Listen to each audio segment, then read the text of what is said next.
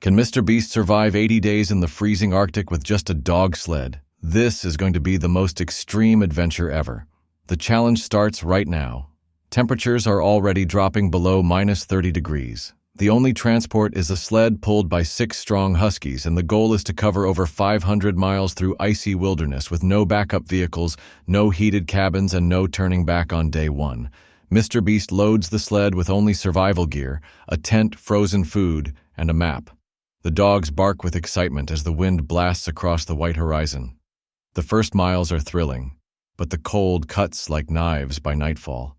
The tent is surrounded by howling wind and snow piles up around it, making sleep almost impossible.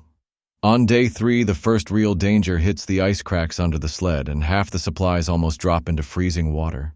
MrBeast pulls them back just in time. The dogs are wet and shivering, so the fire has to be built fast to keep them warm. Every second feels like a race against frostbite.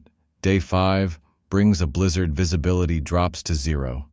The sled almost veers off a hidden cliff, but quick commands keep the dogs on track. MrBeast pushes forward, knowing every delay means losing ground to the brutal Arctic weather. By day 10, the first checkpoint is reached, a tiny abandoned hunting cabin here. The team can rest for a few hours and repair damaged sled runners. The next stretch is a flat, icy plain with no shelter for miles. Temperatures plunge even lower, and the dogs need constant breaks to avoid exhaustion. Day 15, the adventure gets dangerous again as a polar bear appears in the distance. Curiosity turns into panic when it starts moving closer. Loud shouts and flares finally scare it away. Day 20. The food supply is running low, and MrBeast has to set traps for fish under the ice.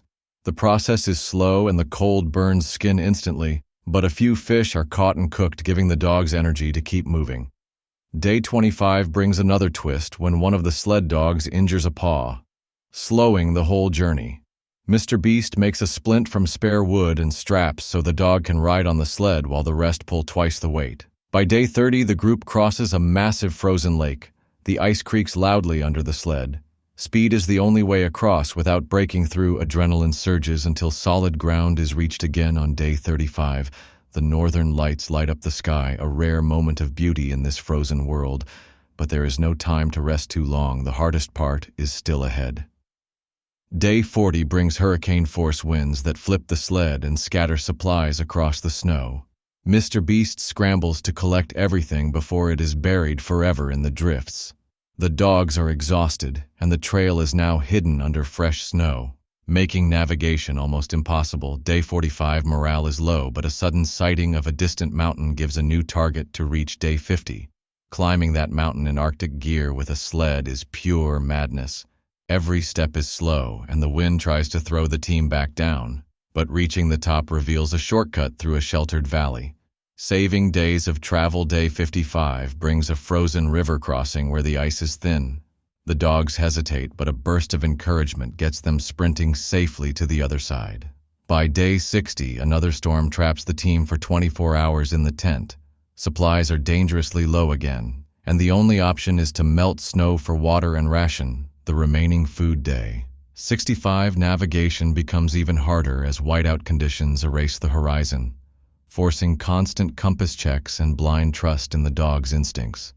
Finally, on day 75, the final stretch appears, a narrow pass between towering ice cliffs. This is the last obstacle before the goal. The sled races through with the dogs at full power, and MrBeast yelling encouragement as the wind roars past, bursting out into open terrain. The final camp is just miles away. Day 80 arrives and the sled glides across the finish line, a small Arctic research station. The mission is complete. 8.